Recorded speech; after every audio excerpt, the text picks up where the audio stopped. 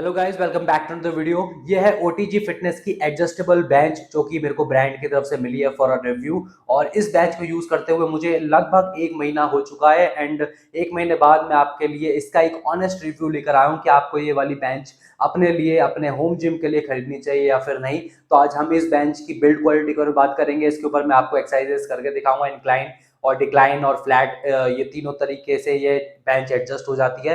तो इसके ऊपर मैं आपको बेंच प्रेस करके दिखाऊंगा और आपको अपना ऑनेस्ट रिव्यू दूंगा क्या ये बेंच सच में वर्थ इट है फॉर योर मनी और not. So let's begin this video.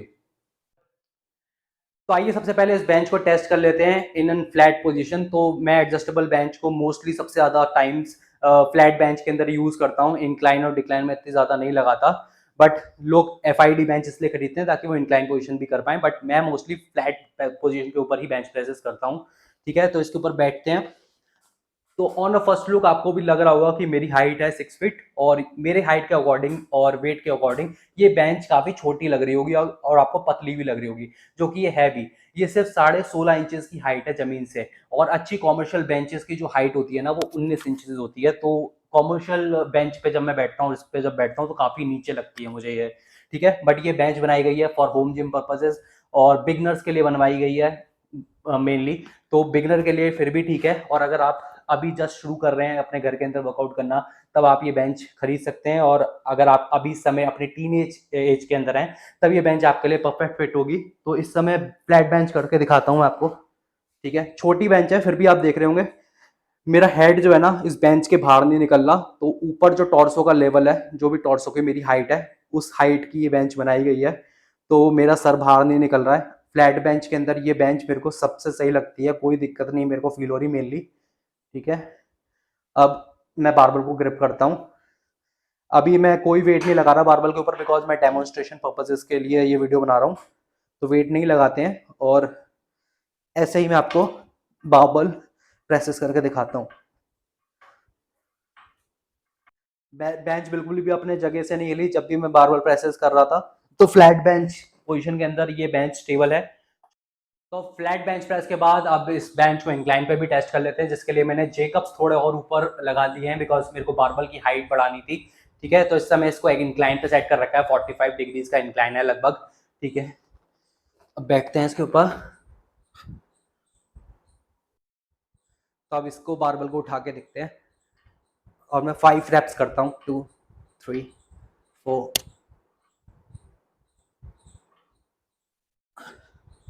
ठीक है, बेंच ज़्यादा वॉबल नहीं कर रही, ठीक स्टेबल बेंच है। और मैंने इसके ऊपर पहले भी वेटेड बेंच प्रेसेस कर रखी है, 80 किलो तक मैं गया हूँ, और 80 किलो पे भी ये बेंच ज़्यादा शेक नहीं करती, या फिर बिल्कुल ऐसा नहीं लगता कि कमज़ोर है, फ्रेजाइल है, टूट जाएगी। डिस्पाइट की होम जिम्स के लिए बनाई गई है, बिगनर्स के लिए बनाई गई है, और इसके अंदर कॉमर्शियल ग्रेड लाइक क्वालिटी नहीं है, बट फिर भी ये बेंच इतनी ज़्यादा वॉबल नहीं करती। और फॉर होम जिम पर्पजेज, और अगर आप 100 किलो 150 किलो के अंदर अंदर बेंच प्रेसेस करते हैं, 150 किलो तो नहीं, 100 किलो के अंदर अंदर बेंच प्रेसेस करते हैं, फिर भी ये बेंच आपको अच्छी तरीके से सपोर्ट दे देगी। इंक्लाइन भी इसका काफी अच्छा है। ठीक है, तो मैं अभी आपको एक ही इंक्लाइन पोजीशन के अंदर दिखाया है। अगर मेरे को इसके अंदर डिक्लाइन पोजीशन के अंदर आपको दिखाना हो ये बेंच कैसी परफॉर्म करती है, तो बहुत सारे लोग होते हैं जो डिक्लाइन भी करते हैं बेंच प्रेसेस घर के अंदर। जिम में तो हर कोई जाके डिक्लाइन बेंच प्रेस जरूर करता है, बिकॉज वहाँ पे आपके पास अलग बेंचेस होती हैं। बट बहुत कम एडजस्टेबल FID बेंचेस के अंदर एक अच्छा डिक्लाइन एंगल भी आपको मिलता है। तो ये इस समय डिक्लाइन कर दिया मैंने। बारबल पोजीशन यही रखते हैं, वरना बार बार जेकब्स ऊपर नीचे करने पड़ेंगे।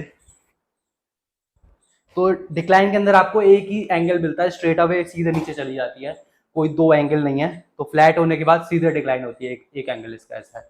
और 5 एडजस्टेबल एंगल है जो कि आप इंक्लाइन पे यूज कर सकते हैं। बैकरेस्ट पोजीशन सेट करने के साथ साथ आप इसकी जो सीट पैड है इसको भी एडजस्ट कर सकते हैं। यहाँ पे आपको 4 लेवल का एडजस्टमेंट मिल जाता है। तो ये एक पिन दे रखी है, और आप इसको कैसे भी एडजस्ट कर सकते हैं। अब मैं इसको सबसे हाईएस्ट पोजीशन पे एडजस्ट करता हूँ। तो ये तब काम में आएगी जब आप इसे इंक्लाइन पे सेट करेंगे इस बेंच को। तो 45 डिग्री पे ये कर देते हैं। तो इस तरीके से आप इंक्लाइन बेंच प्रेस अपनी लगा सकते हैं। इसकी सीट हाइट को ऊपर कर दीजिए। अगर आपको वापस से फ्लैट करना है तो इसकी जो सीट है इसको भी फ्लैट कर दीजिए, और ये पिन मिल जाता है आपको इस तरीके से। ये पिन निकालिए, वापस से इसे यहाँ पे लगा दीजिए, ये वापस से फ्लैट बेंच के अंदर कन्वर्ट हो गई है। तो गाइज अगर आप मेरे को इसकी बेंच की बिल्ड क्वालिटी के बारे में पूछोगे तो बिल्ड क्वालिटी काफी सॉलिड है, बट आप इसको कॉमर्शियल ग्रेड बेंचेस से कंपेयर नहीं कर सकते बिकॉज ये घर के लिए बनाई हुई बेंच है और इसके ऊपर आप ज्यादा लोड भी नहीं डाल सकते। तो बिगनर्स के लिए परफेक्ट है बिकॉज 12.5 किलो का वेट है, आसानी से इधर उधर मूव हो जाएगी और 12.5 किलो को हिलाना भी आप देखिए कितना आसान है।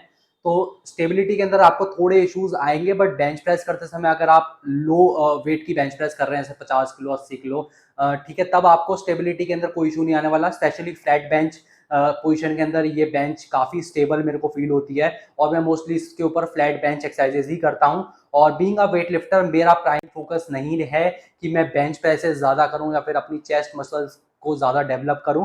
मेरे को ज्यादा से ज्यादा स्क्वाट्स करने होते हैं, तो मेरी प्राइम फोकस नहीं है कि मैं बेंच प्रेसेस के ऊपर बहुत ज्यादा ध्यान दूं। अगर मैं पावर लिफ्टर होता और मेरे को अपनी बेंच प्रेस के नंबर्स बढ़ाने हैं तब मेरे को बहुत अच्छी क्वालिटी की बेंच लेनी पड़ती, चाहे वो एडजस्टेबल बेंच ही क्यों ना होती।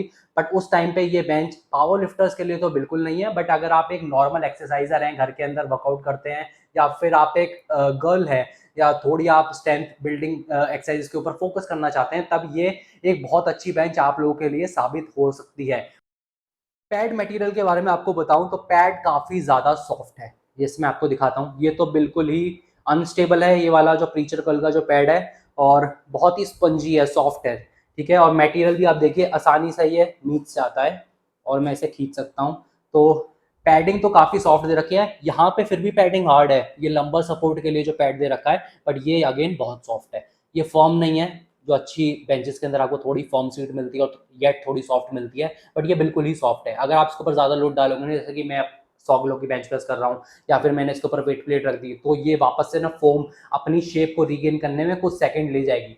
तो फोम काफी सॉफ्ट लगी मेरे को इस बेंच की। और अगर आप इसे खींच दोगे ना इस मटेरियल को, ठीक है, तो खींच भी सकते हो, तो एक्सेस मटेरियल इसके अंदर दे रखा है।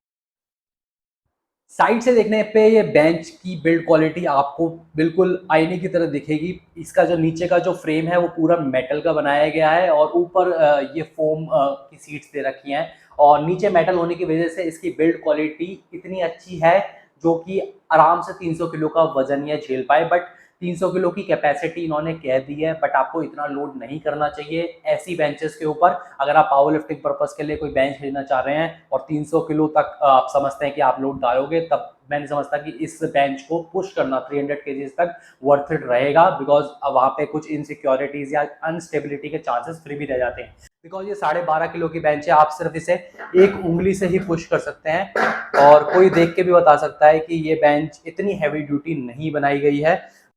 एडजस्टेबल होने के साथ साथ इस बेंच का एक प्लस पॉइंट भी है कि ये फोल्ड भी हो जाती है। तो अगर आपके घर के अंदर ज्यादा स्पेस नहीं है तो आप इस बेंच को फोल्ड कर सकते हैं। इसके अंदर ना एक पिन आती है, ये पिन आप जब लगानी हो, इसे फिक्स करनी हो, तब आप इसको पिन को बीच में डाल दीजिए, फिर ये बेंच मुड़ेगी नहीं। और जब आपको इसे फोल्ड करके रखना हो तो ये पिन बस आपको निकालनी है, ठीक है, और कुछ नहीं करना आपको।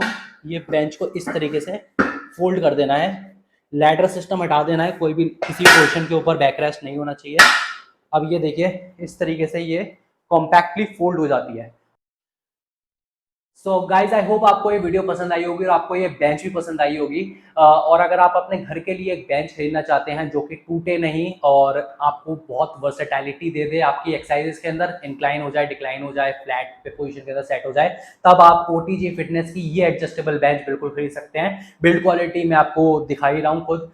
इस समय इसके ऊपर 240 किलो का वजन रखा हुआ है और मैं आसानी से इसके ऊपर बैठा हुआ हूँ। स्टेबिलिटी खैर इसकी इतनी ज़्यादा अच्छी नहीं है बिकॉज ये काफ़ी स्मॉल बेंच है और फुटप्रिंट भी इसका काफ़ी छोटा है, तो आप इससे स्टेबिलिटी की इतनी ज़्यादा उम्मीद मत रखिएगा। बट जब आप वर्कआउट के बीच में होंगे तब ये बेंच ऐसे नहीं है कि शेक करके करे या रैटल करे और आपको फील हो कि आप गिर जाओगे किसी भी समय। और ये बेंच कभी टूटने नहीं वाली, ठीक है। बिल्ड क्वालिटी आपको मैंने दिखा ही रहा हूँ। इस समय 240 किलो का वजन डाला हुआ है, 300 किलो का मैक्स वजन आप इसके ऊपर डाल सकते हो। और अगर आपने कभी किसी पॉइंट पे सोचा है कि मैं 300 किलो से ज़्यादा वजन इसके ऊपर डालूंगा, including your weight and the weight on the bar, तब ये बेंच आप बिल्कुल मत खरीद लीजिएगा। फिर आपको एक कमर्शियल ग्रेड की एक हैवी कैपेसिटी बेंच लेनी होगी।